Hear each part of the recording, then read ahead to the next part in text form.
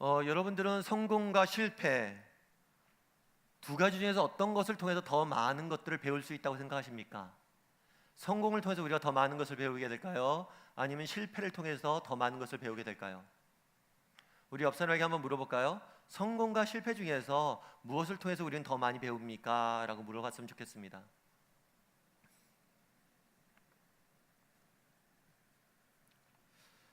사실 성공이 되었든 실패가 되었든 이 모두에게서 배울 수 있어야 될 겁니다. 세상에 성공한 사람들이 많습니다. 또 세상엔 실패한 사람들이 많습니다. 그런데 성공한 사람들도 많고 실패한 사람도 많은데 왜 내가 성공했는지, 왜 내가 실패했는지 배우지 못한 사람들이 많습니다. 그래서 성공을 해도 그 성공을 지속시킬 수 없는 거고, 실패를 해도 그것들을 딛고 이겨낼 수 없는 겁니다. 어쩌면 우리가 성공했다는 사실 외에는 성공을 통해서 우리가 배울 수 있는 것이 아무것도 없을지 모릅니다. 실패했다는 사실 빼고는 실패를 통해서 우리가 배울 것이 너무나 많을 수도 있습니다. 따라서 성공이 되었던 실패가 되었던 우리는 그것으로부터 배울 수 있어야 됩니다. 그래서 성경을 보면 실패에 대한 이야기들이 많습니다. 왜 성경에 좋은 이야기를 안 적어놓고 인간이 어떻게 넘어지고 실수했는지를 적어놨을까? 그 실패를 통해서도 우리가 배워야 될 것들이 많기 때문입니다. 예수님도 마찬가지입니다. 이 땅에 오셔서 가르칠 때 좋은 예를 가지고만 가르치지 않았습니다. 실패한 이야기들, 나쁜 예, 나쁜 경우를 들어서 가르치는 경우도 있었습니다. 그걸 통해서 우리가 배울 수 있는 것이 있다는 거죠. 오늘 본문에 등장하는 비유가 대표적인 그런 예입니다. 오늘 비유에는 불의한 청지기, 나쁜 사람의 예를 듭니다. 왜 나쁜 사람의 예를 들까요? 그것들을 통해서 배울 게 있다는 거예요. 그렇다면 오늘 등장하는 이 불의한 청지기의 비유를 통해서 예수님께서 우리에게 주고자 했던 메시지는 무엇인지, 그걸 통해서 우리가 배울 수 있는 것은 무엇인지에 대해서 여러분과 함께 몇 가지를 생각해 봤으면 좋겠습니다. 첫 번째로는 열심입니다. 열심. 첫 번째로는 열심입니다. 당시 팔레스타인 지역은 전쟁과 약탈의 땅이었습니다. 곳곳에 전쟁이 많았고 약탈이 많이 일어났어요. 그래서 땅의 주인이 자신이 가지고 있는 재산이나 땅이나 이런 모든 것들을 청지기에게 맡기고 보다 안전한 대도시에 가서 생활하는 경우들이 많았습니다. 오늘 본문의 배경은 그런 거예요. 주인이 청지기에게 모든 것들을 맡기고 떠나 있습니다. 그런데 이 주인에게 안 좋은 소문이 들려요. 이 청지기가 불의하고 부정직하고 나쁘다는 이야기가 들립니다. 그러자 이 주인이 안 되겠다, 이 사람을 해고해야겠다라고 결심을 하게 됩니다. 이 이야기를 이 청지기가 듣습니다. 이 이야기를 듣고 청지기가 생각하기에 내가 힘이 없어서 막노동을 할 수도 없고 그렇다고 내가 구걸해서 먹자니 부끄럽고 그런 생각이 들어요. 그래서 꾀를 생각해냅니다. 그 꾀는 어떤 꾀냐면 주인에게 빚진 자들이 있어요. 그 사람들을 부릅니다. 야, 너 얼마 빚졌냐? 얼마 빚졌습니다. 그래, 내가 50% 깎아줄게. 너 50% 빚진 걸로 하자. 사람을 부릅니다. 너 얼마 빚졌냐? 얼마 빚졌습니다. 그럼 너는 80%만 갚아. 다 깎아줘요. 빚을 왜 깎아줄까요? 나중에 이 사람들이 자기가 잘못되었을 때 자기에게 선대할 것을, 잘해줄 것을 예상하고, 요즘 표현대로 하면 리베이트를 요구한 거죠. 내가 이 정도 혜택을 줄 테니까 너 나중에 일정 정도 나에게 달라. 꾀를 낸 거예요. 그런데 이 꾀조차도 누구에게 들킵니까? 주인에게 들켜요. 그리고 주인이 이 사실을 알았습니다. 그런데 주인이 어떤 반응을 보이냐면 주인이 이런 반응을 보입니다. 우리 한번 8절을 한번 읽어볼까요? 같이 읽겠습니다. 시작. 이 옳지 않은 청지기가 이를 지혜 있게 하였으므로 칭찬하였으니 이 세대의 아들들이 자기 시대에 있어서는 빛의 아들들보다 더 지혜로움이니라. 청지기를 칭찬합니다. 이해하기가 좀 어렵죠? 아니, 왜 이런 나쁜 짓을 하는 사람이 있으면 혼내야 되는데 왜 칭찬을 할까? 그런데 여기서 우리가 기억해야 될 게 있어요. 그건 뭐냐면 이 주인이 청지기의 행동 자체를 칭찬하는 게 아니에요. 네가 옳은 일을 했다고 칭찬하는 게 아니에요. 청지기의 지혜를 칭찬한 겁니다. 예를 들어 그런 거죠. 이 청지기가 만약에 주인의 재산을 빼돌렸다고 생각해 보십시오. 그럼 나중에 주인이 뺏으면 돼요. 그런데 다른 사람의 빚을 탕감해 줬어요.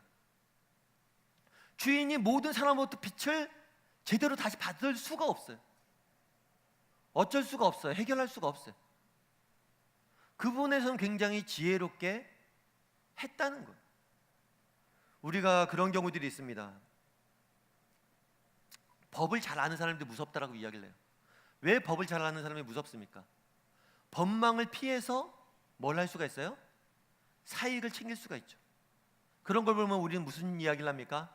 아유, 저렇게 똑똑한 머리를 왜 졌을까?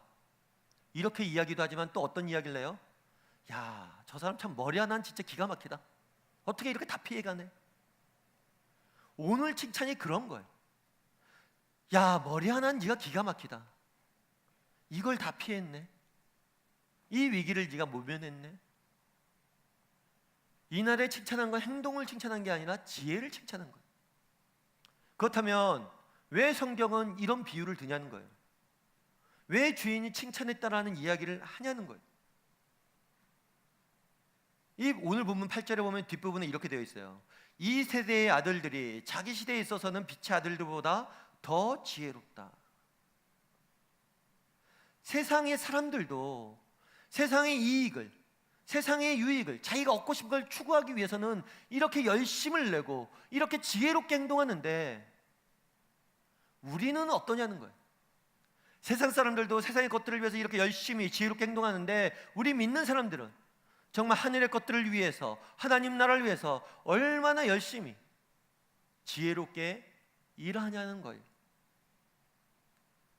지난주에 사실 비가 왔습니다. 토요일 날 저녁부터 비가 왔죠. 그래서 그런 생각이 있었어요. 토요일 날 저녁부터 비가 왔으니까 주일 날에는 우리가 학교 주차장을 쓰는데 조기 축구회 하시는 분들을 같이 쓰다 보니까 주차장이 좀 좁죠. 아, 주차장이 오늘은 좀 넓겠구나, 편리하겠구나 생각을 했는데 아침에 오니까 주차장에 차들이 많아요. 보니까 비가 그렇게 오는데도 급작스럽게 내린 비도 아니고 그 전날부터 내렸는데 더 많은 사람들이 나와서 축구를 하고 있는 거예요. 참 축구가 저렇게 좋을까? 예전에 한 번은 눈이 온 적이 있어요. 근데 눈을 치우고 계시더라고요. 요즘 집 앞 눈도 잘 안 치우는데 축구를 하겠다고. 축구가 너무 좋아서 축구에 대한 열심을 저렇게 내는데 같은 공간에 오는 우리는 어떨까? 예배드리러 오는 우리의 마음속에 저들의 열심들이 있을까? 눈까지 치우면서 축구하려는 저런 열심들이 우리에게 있을까? 조금만 불편하면 발을 돌리지 않을까? 그날에 왜 불의한 청지기 비유를 드셨냐는 거예요.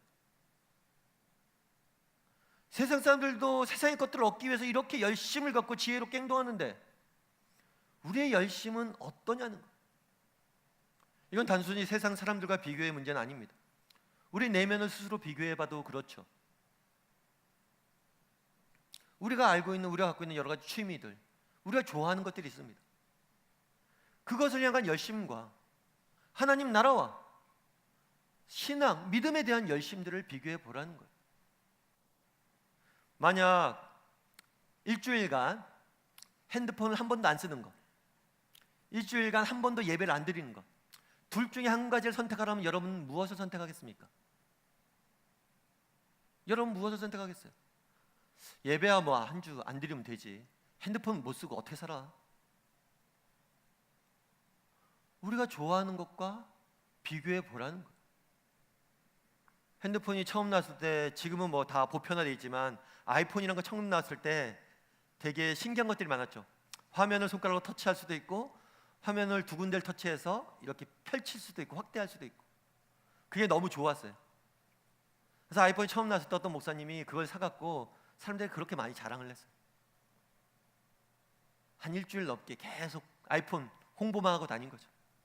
그러면서 그런 얘기를 하더라고요. 어느 날 갑자기 양 목사, 내가 참 복음을 이렇게 전했어야 되는데 내가 이걸 이렇게 전하고 있다. 정말 우리 안에 있는 열심들을 보라는 거예요. 우리 안에 정말 우리가 좋아하는 것들, 우리가 아끼는 것들에 대한 열심들이 있는데 정말 하늘의 것들에 대한 열심들이 우리에게 그 정도 있냐는 겁니다. 왜 그날의 불의한 청지기의 비유를 들었습니까? 너희 안에 그런 열심이 있는지 보라는 거예요. 그럼 그날의 이 청지기는 왜 이런 열심을 냈을까요? 2절과 3절은 이렇게 되어 있습니다. 함께 읽어보죠. 주인이 그를 불러 이르되 내가 내게 대하여 들은 이 말이 어찌 됨이냐. 내가 보던 일을 세마라.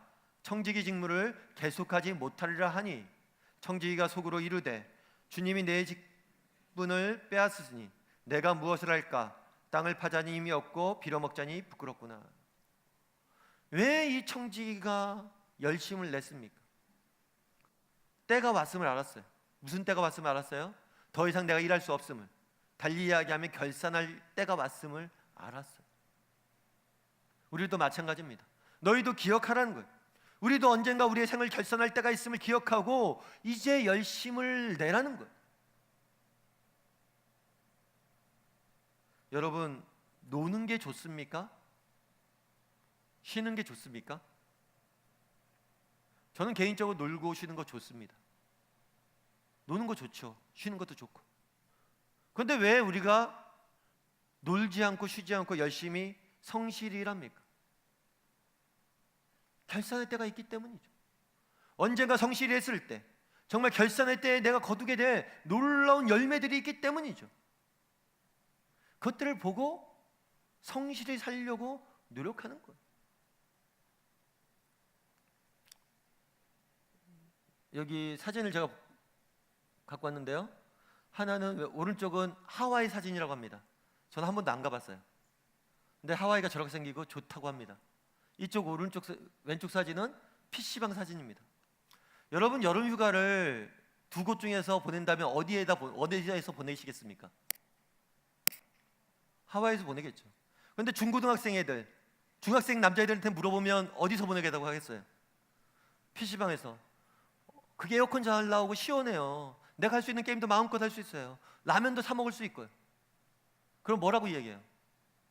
야, 그게 뭐가 좋냐, 그 좁은 데가. 그렇게 이야기하겠죠. C.S. 루이스는 이렇게 이야기합니다. 복음서에서 상급을 주겠다고 하신 약속들을 고려하면 주님은 우리가 원하는 것들이 너무 적다고 생각할 것 같다. 우리는 불완전한 피조물이어서 영원한 기쁨을 주어도 관심이 없다. 이는 휴가를 해변에서 보내자고 제안해도 그것이 무슨 뜻인지 상상할 수 없기 때문에 계속해서 진흙파이나 만드는 빈민가의 어린아이와 같다. 무슨 얘기입니까? 정말 그날에 정말 우리가 주님 앞에 받게 될 상급, 정말 우리가 주어진 직무를 정말 열심을 다해서 했을 때 하나님께서 우리에게 주실 하늘의 것들, 그것이 얼마나 좋은지 몰라서 열심을 내지 않는다는 거예요. 세상 사람들도 세상의 것들을 얻기 위해서 그렇게 열심을 내는데 이 세상 것들보다 훨씬 좋은 하나님 나라 하늘의 것들을 바라보는 우리가 그들에 비해서 열심을 져서 되겠느냐?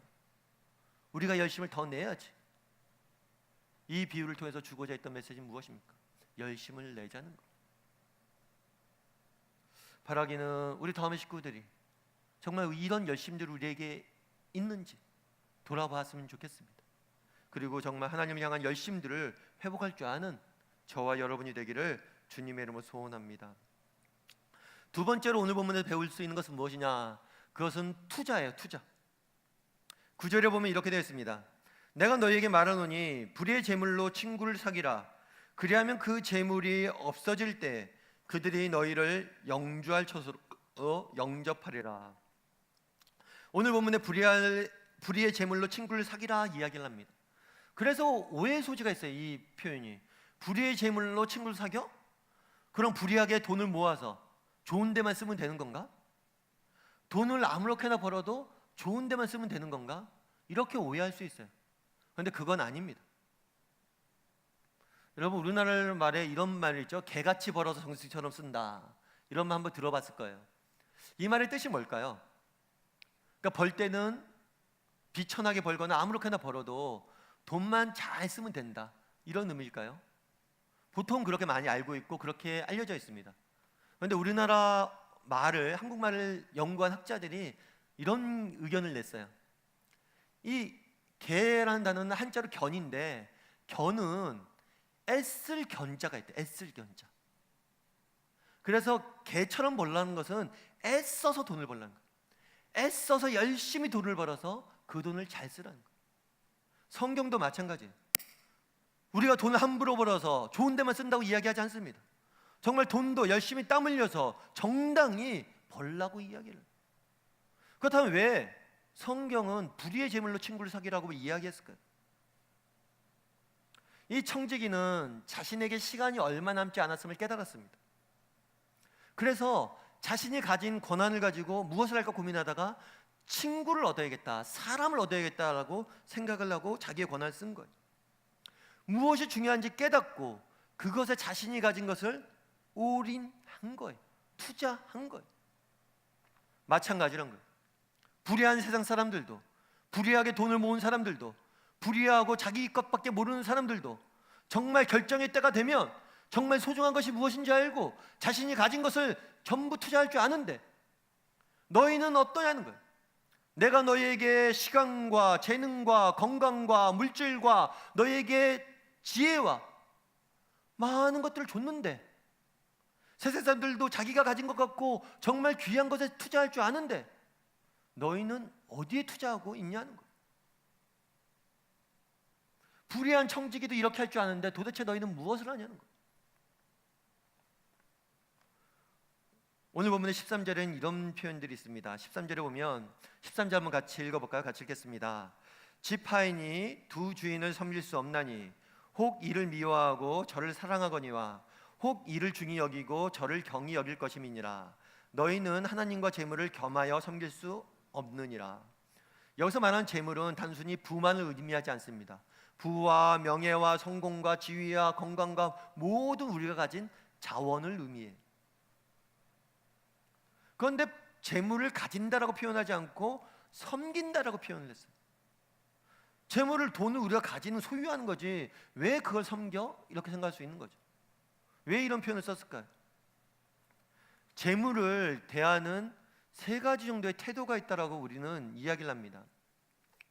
첫 번째는 재물을 주인으로 섬기는 거예요. 돈을 내가 소유한 것이 아니라 내가 돈의 소유가 되고 돈을 주인으로 삼는 거죠. 여러분, 마돈나라는 여자 가수를 알 거예요. 여자 가수 중에서는 전 세계에서 가장 음반을 많이 판 가수입니다. 그만큼 인기가 있는 가수죠. 그런데 그 마돈나가 어느 잡지와의 인터뷰에서 그런 얘기를 했어요. 내 안에는 두려움이 존재한다. 두려움이 존재한다. 기자가 물었어요. 두려움이 뭡니까? 그것은 평범에 대한 두려움이다. 되게 고상하게 말했어요. 그런데 간단하면 그런 거예요. 평범해지는 것, 인기를 잃어버리는 것에 대한 두려움이 있다는 것, 그리고 그 두려움으로 늘 시달린다는 것. 전 세계에서 가장 인기 있는 여가수입니다.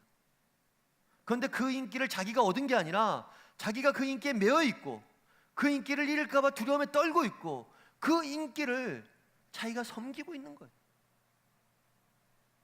재물도 마찬가지예요. 우리가 가진 모든 성공, 모든 것들이 마찬가지예요. 내가 소유의 정상인데 소유하지 않고 그것에 매여서 내가 섬길 수 있다는 거예요. 성공에 매일 수도 있고. 반대급부로 재물을 대하는 두 번째 태도는 재물을 원수로 보는 거예요. 적으로 보는 거죠. 재물을, 성공을, 부를, 나쁜 것, 악한 것, 최소한 좋지 않은 것으로 보는 거예요. 그래서 부와 성공을 멀리해야 된다. 한때 그래서 기독교에서 수도원 운동이 일었습니다. 이 세상 모든 것들 버리고 산으로 들어가는 거예요. 운둔하는 거예요. 이 세상 모든 것들은 다 악한 것들이다. 그런데 그렇지 않습니다. 성경은 돈이나 재물에 대해서 중립적으로 써요. 돈이 악하다라고 이야기하지 않습니다. 돈을 사랑하는 마음이 문제라고 이야기를 해요. 가난한 사람을 도우라고 이야기합니다. 가난한 게 좋으면 왜 도우라고 이야기해요? 가난한 사람들을 어떻게 도울 수 있습니까? 우리의 가진 것이 없으면 어떻게 도울 수가 있어요? 그래서 재물을 대하는 세 번째 태도는 친구처럼 대하는 거예요. 정말 이것들 하나님께서 내게 허락하신 것을 가지고 내 삶을 더 풍요롭게 만드는 도구로 쓰는 거예요. 악한 자들도 자기가 악하게 번 돈을 가지고 정말 중요한 것들, 자신의 삶을 정말 가치 있게 만드는 것들 투자할 줄 아는데 우리도 그럴 수 있어야 된다는 거죠. 여러분, 앞에 이제 사진을 제가 가져왔는데 이곳은 팜스프링스라는 곳이라고 그러더라고요. 제가 가보진 않았습니다. 근데 미국 캘리포니아에 있는 쪽에 있어요. 근데 이 도시는 원래는 사막이에요. 사막에 만든 도시예요. 계획 도시죠. 사막밖에 없는데 사막에다가 골프장을 만들었습니다. 그리고 골프장을 만들고 거기다 전원 주택을 만들었어요. 그리고 휴양지를 만든 거죠. 그런데 되게 굉장히 유명해졌어요. 그래서 미국의 은퇴자들이 가장 가서 살고 싶은 도시 중에 하나예요. 헐리우드 배우들이 이곳에 집을 사두고 나중에 이곳에 가서 쉼을 많이 갔습니다. 굉장히 유명한 도시예요. 그런데 이 도시의 특징이 한 가지 있어요. 그것은 뭐냐면 가로등이 없다는 거예요. 휴양지고 관광지인데 가로등이 없으면 얼마나 불편하겠습니까? 낯선 사람들이 와서 운전할 때도 불편하고 밤에 길 찾기도 불편하고. 그런데 가로등을 없앴어요. 왜 없앴을까요? 팜스프링스 시의회에서 없었습니다. 없앤 이유는 그것이었어요. 사막은 밤이 아름답습니다. 왜 밤이 아름답냐면 사막은 구름이 없어요. 그래서 밤에 별빛이 잘 보입니다. 어디서? 사막의 가장 큰 장점은 밤의 별빛이에요. 그 밤의 별빛을 더 잘 보이게 하기 위해서 도시의 가로등을 다 없앤 거예요. 그 결과 이 팜스프링은 편리함이라는 것은 버렸지만 그 대신 밤하늘의 별빛이라는 보다 높은 차원의 가치들을 소유하게 된 거예요. 세상 사람들도 보라는 거예요. 더 나은 가치들을 위해서 덜한 가치들을 포기할 줄 아는데 너희는 어떠냐는 거예요. 너희도 그럴 수 있어야 되는, 정말 소중한 것들을 위해서 하나님께서 우리에게 주신 것들을, 그것들을 위해 헌신하고 투자하고 줄 수 있어야 된다는 거예요. 최근에 저희 교회에 편지 하나를 받았습니다. 그건 뭐였냐면 아일리 리싱이라는 필리핀에 있는 대학생이 보낸 편지예요. 감사패라는 걸 저희가 받았습니다. 감사하게도 감사패를 받았어요. 이 아일리 리싱의 감사패를 보낸 게 저희가 이제 처음에 교회를 개척을 할 때 개척 장소를 위해서 기도를 많이 했습니다. 그러다 하나님께서 이곳을 개척 장소로 주셨어요. 그때 너무 감사해서 하나님께서 우리에게 무엇을 주셨는데 우리도 세상을 위해서 무엇을 해야 되지 않을까? 그래서 그때부터 이 대학생을 후원하기 시작했어요. 그 당시에 필리핀에 지진이 일었습니다. 그 지진이 많이 지진으로 피해가 많았어요. 이 학생이 대학교 건축학과 출신이에요. 이 어린 한 영혼을 통해서 그 나라가 영적으로 재건되기를 소망하는 마음으로 후원하기 시작했어요. 그리고 이제 대학을 졸업하게 되었다고, 여러분들 덕분에 잘 대학교를 졸업하게 되었다고 편지를 저희에게 보내온 거예요. 그때부터 원칙 아닌 원칙이 하나 있었습니다. 그건 뭐냐면 하나님께서 우리에게 무엇인가 허락한다면 우리가 세상을 위해서 무엇인가 하나를 하는 것, 그것이 원칙이었어요. 또 한 가지 우리가 갖고 있는 또 다른 원칙이 있었어요. 교회는 왜 존재할까? 이 세상에 교회는 이 세상에 왜 존재할까? 교회가 존재하는 이유는 하나님을 위해서 예배하라고 존재하지. 교회가 왜 이 세상에 존재할까? 세상을 섬기라고 우리가 교회가 존재하지. 교회는 왜 존재할까? 교회 자체를 위해서 성도들을 돌보라고 존재하지. 교회를 하나님께 세우신 이유, 하나님과 세상과 교회를 위해 세우셨던 거예요. 그렇다면 우리도 이 목적에 걸맞게 우리가 가진 것을 쓸 수 있어야지. 우리에게 하나님께서 주신 것을 쓸 수 있어야지. 그래서 우리가 가진 재물을 늘 3분의 1은 하나님을 위해서, 3분의 1은 세상을 위해서, 3분의 1을 교회를 위해서. 개척교회가 아무것도 없는데 정말 3분의 1이나 되는 돈을 세상을 위해서 쓰는 게 쉽습니까? 이로 인해서 우리는 많은 불편을 겪었어요. 많은 어려움들을 겪었어요. 그럼에도 불구하고 우리가 그렇게 했던 이유가 있습니다. 그것은 뭐예요?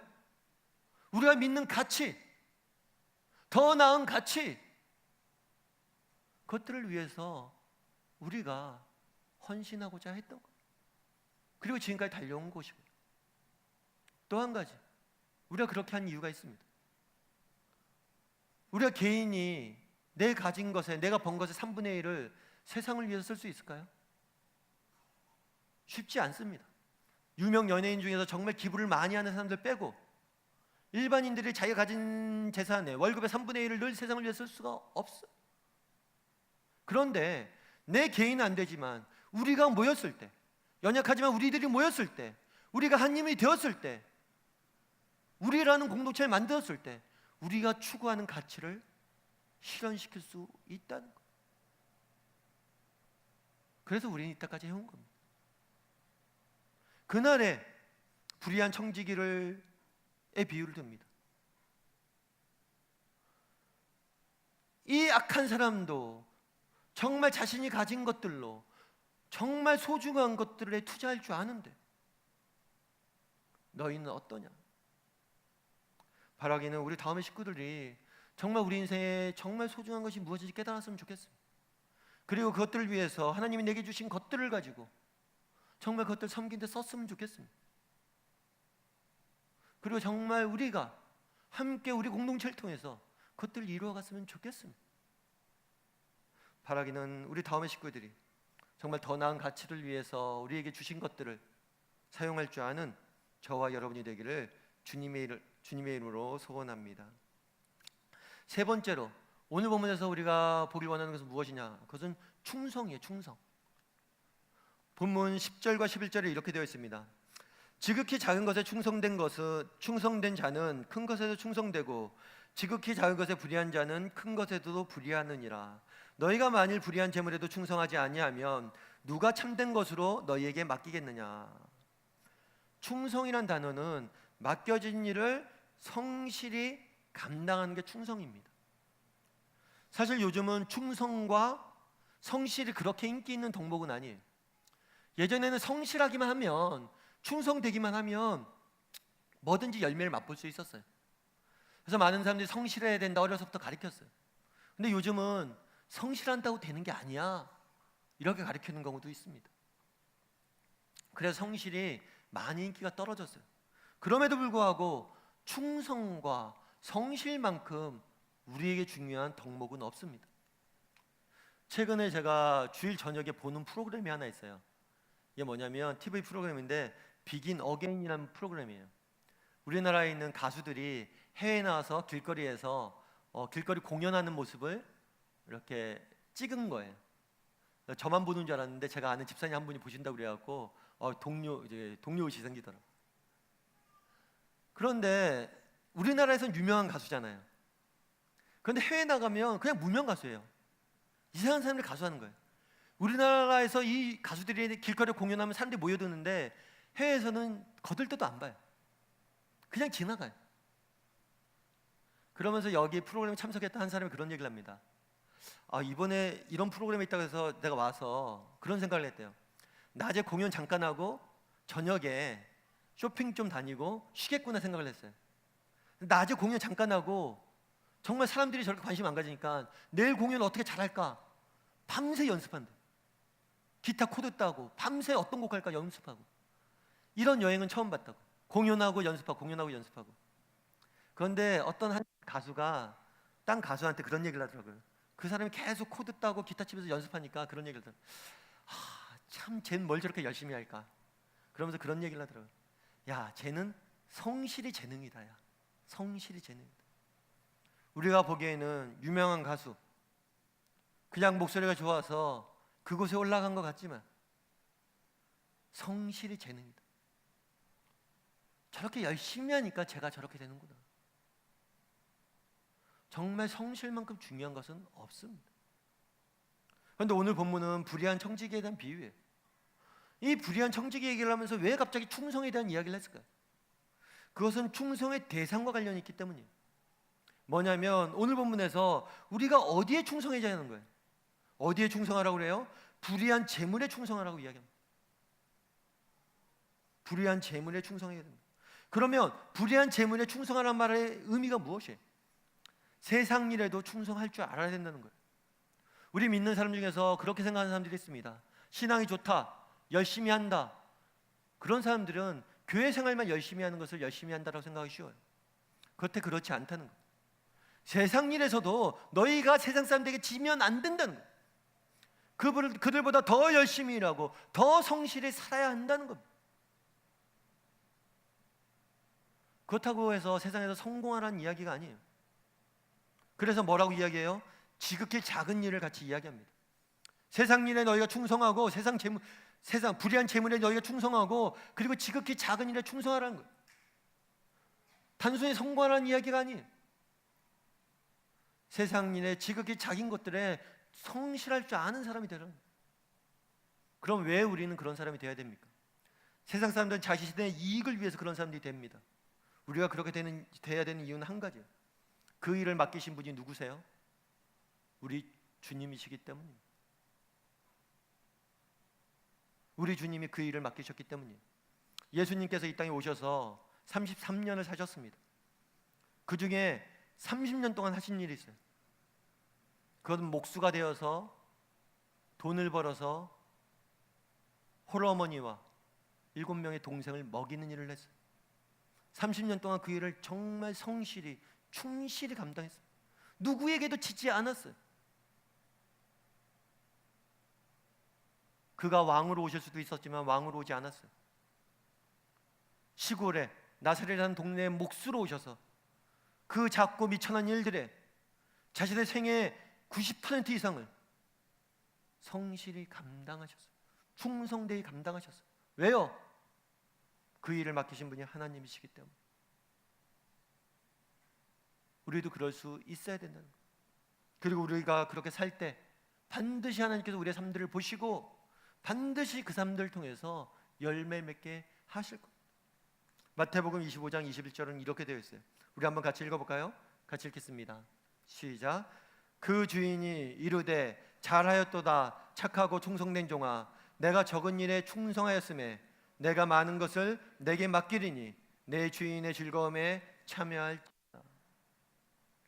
정말 우리가 작은 일에 충성했을 때 내게 맡겨진 이 일들에 충성했을 때 하나님께서 분명히 우리 생을 칭찬하시고 우리의 생을 정말 통해서 열매 맺게 하실 겁니다.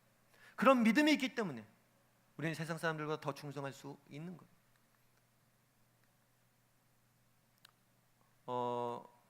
작년인가요? 재작년인가 검은 사제들이라는 영화가 개봉이 된 적이 있습니다. 이 검은 사제들이라는 영화는 군대 귀신을 쫓아내는 그런 이야기예요. 성경에 나와 있는 군대 귀신 쫓아내는 이야기고 귀신을 쫓아내는 테마, 그러니까 귀신을 쫓아내는 그러한 일에 대해서 영화한 겁니다.